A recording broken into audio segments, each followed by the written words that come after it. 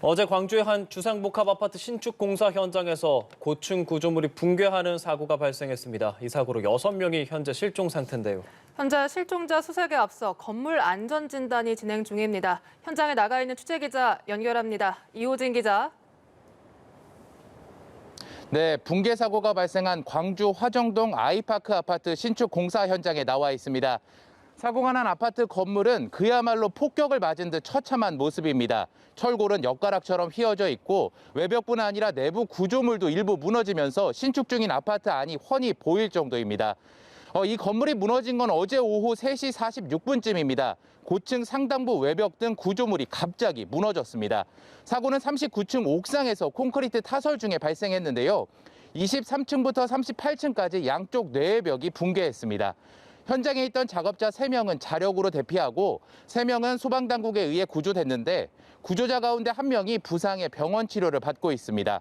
또 공사 현장 인근에 주차된 차량 10여 대도 잔해물에 매몰됐습니다. 사고 당시 현장에선 22개 업체에서 파견된 394명의 작업자가 있었습니다. 현재 작업자 6명의 연락이 두절된 상태입니다. 휴대전화 위치 신호는 공사장 주변에서 잡히고 있습니다. 하지만 실종자를 찾기 위한 수색 작업은 현재 일시 중단된 상황입니다.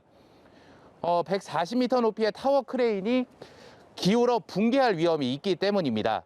광주시와 소방당국은 조금 전 브리핑을 통해 관계기관의 현장 안전진단을 실시하고 수색을 재개할 예정이라고 밝혔습니다. 현재 외부 전문가를 포함해 안전진단 인원 9명이 현장을 진단하고 있습니다. 또 드론도 투입돼 외부에서 보이는 추가 붕괴 위험성을 따져보고 있는 것으로 알려졌습니다. 지금 가장 애가 타는 사람들은 실종자 가족들일 텐데요. 어제 사고 소식을 듣고 현장에 달려온 일부 가족들은 뜬 눈으로 밤을 지새웠습니다. 가족들은 조금 전 이용섭 광주시장과 만나는 자리에서 한시라도 빨리 수색을 재개해 줄 것을 촉구했습니다. 또 주변 200세대의 대피령이 내려진 상황입니다. 광주경찰청은 수사본부를 구성해 본격적인 수사에 착수했습니다. 현장 관계자들을 상대로 관련 자료를 파악하고 있으며 사고 발생 경위와 안전관리 분야 등을 조사할 예정입니다. 또 사고 원인을 밝히기 위한 합동감식은 안전진단이 끝나야 이루어질 수 있을 것 같습니다. 한편 시공사인 HDC 현대산업개발 유병규 대표는 방금 전 현장에서 이번 사고와 관련한 입장을 발표했는데요. 이번 사고에 머리 숙여 깊이 사과를 한다면서 수색과 구조에 2차 피해가 없도록 안전에 만전을 기하고 수사기관 조사에 성실히 임할 것이라고 밝혔습니다. 지금까지 광주 사고 현장에서 연합뉴스TV 이호진입니다.